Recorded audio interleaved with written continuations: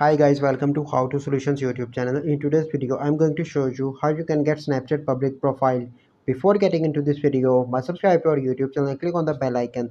The first step is you need to open Play Store and update Snapchat. Once you've done that, you simply need to go and open Snapchat and click on your profile picture on the top left. Then you need to click on settings on the top right and scroll down and make sure that contact me is everyone, send me notifications everyone, view my story should be custom, and should be also and must you need to select your all friends. Okay, once you've done that, you simply need to go back and open Google and search your Snapchat Business Manager and create an account here on Snapchat Business Manager.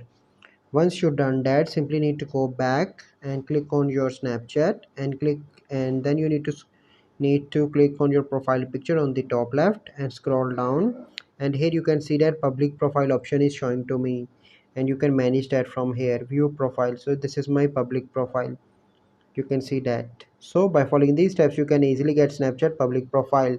I hope you find this video helpful. If you find this video helpful, must like this video, subscribe to our YouTube channel for future videos. We'll see you in the next video. Thank you, have a good day.